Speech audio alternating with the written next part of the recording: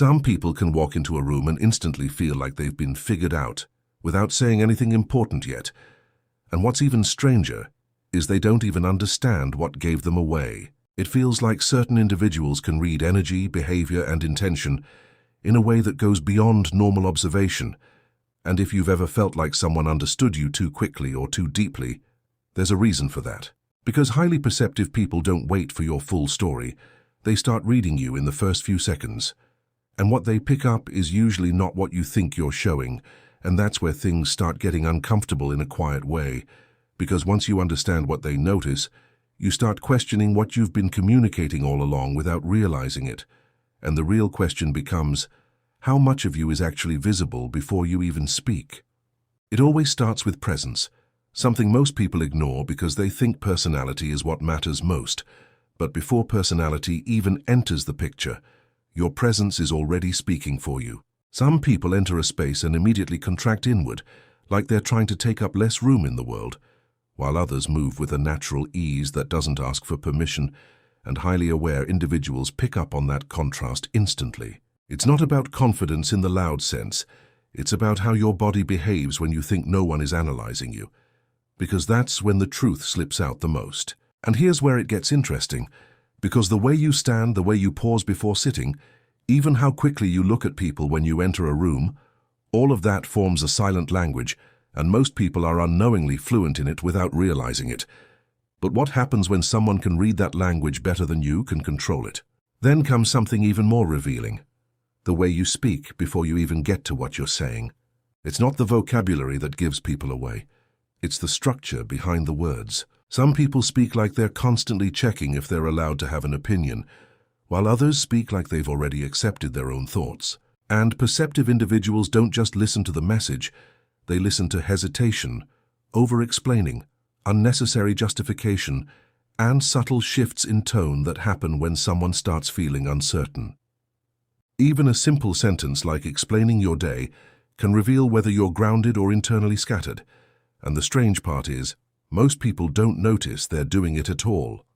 But once someone else notices it, they start forming conclusions faster than you can correct them. And by the time you realize what's happening, the perception is already built. And that's where things start getting even deeper, because speech is only the surface of what they're actually tracking. Because after speech comes silence, and silence is where most people unintentionally reveal the most. When conversation pauses, some people immediately rush to fill the gap, almost like silence feels unsafe, while others remain still and comfortable in it, and that difference is extremely noticeable to someone who pays attention. Silence exposes discomfort, impatience, and emotional restlessness in ways words never can, and highly perceptive individuals often use those moments not to judge, but to observe patterns. Who shifts in their seat?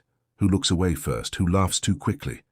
Who becomes overly agreeable just to reset the energy? All of that becomes visible when words stop covering the space, and here's the part most people don't expect. Silence doesn't hide anything. It actually amplifies what's already there, and once you realize that, you start wondering how many moments in your life have already said more about you than your actual conversations ever did. But that's only one layer of it.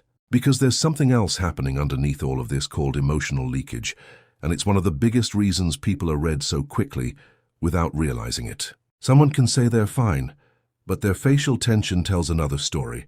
Someone can say they're confident, but their movements hesitate in small ways that don't match the words. Someone can act relaxed, but their breathing rhythm suggests internal pressure. And highly aware individuals don't consciously analyze all of this step by step. It's more like their mind automatically connects inconsistencies without effort, forming a clearer picture than the words ever provide. And what makes this even more interesting is that emotional leakage doesn't just happen in stressful moments. It happens in everyday conversations, in casual interactions, in situations where people think they're completely in control of their image. But what if control was never as complete as they believed? And then there's consistency, which is where everything either aligns or starts falling apart. One moment doesn't define a person, but repeated behavior does. And perceptive individuals pay attention to patterns over time rather than isolated events. Do your words stay stable across different situations, or do they shift depending on who you're talking to? Does your confidence remain steady, or does it fluctuate based on approval? Do your reactions stay consistent when pressure increases, or do they change when things don't go your way? These aren't questions people ask directly, but they're constantly being answered through behavior, and once someone starts noticing inconsistencies, they begin adjusting how much trust they assign to what they're seeing. But here's where it gets even more subtle, because most people don't realize they're being evaluated over time, not in moments, and that changes everything about how you think you're being perceived. Now imagine something simple, like walking into a gathering where you don't know everyone well. You say something light, maybe a small joke or casual comment, and people respond politely. But in the corner of the room, there's someone who isn't reacting the same way as everyone else. They're not reacting more, they're reacting less. They're watching patterns instead of moments. Later in the evening, you notice they've barely spoken, but somehow they seem more aware of what's going on than anyone else in the room. And without them saying anything direct, you start feeling like they've already formed an understanding of you that you haven't fully expressed yet. You might even catch yourself adjusting how you behave around them without knowing why. And that's when it hits you that not everyone in a room is participating in the same way. Some people are observing layers you didn't know were visible, and suddenly the environment feels different, even though nothing has changed outwardly. But what exactly are they seeing that everyone else is missing? And then comes intention, the part almost nobody talks about directly but everyone feels in some way, because behind every interaction, there's a direction it's coming from. Some people speak to connect, some to impress, some to control the outcome of the conversation without making it obvious, and highly aware individuals don't just hear the content, they sense the direction behind it. A conversation can sound polite, structured, even friendly, but still feel slightly off when the intention behind it doesn't match the surface-level tone. And this mismatch creates a subtle tension that people often can't explain, they just feel it. And instead of questioning it, they adjust their distance, their openness, or their engagement. But the interesting part is most people never realize their intentions are being read at all, which means they don't realize how much of their internal state is already being communicated before they even try to express anything clearly. There was a moment I remember, something small but oddly revealing. A friend of mine was talking in a group setting, trying to explain something he had done recently, and on the surface everything sounded normal, even confident. But as he spoke, I noticed something subtle. He kept correcting his own sentences midway, not because he was wrong, but because he was trying to make sure the way he was being perceived stayed controlled. Nobody else seemed to notice, but the energy in the room shifted slightly whenever he spoke, not because of what he said, but because of how tightly he was holding on to how he wanted it to be received.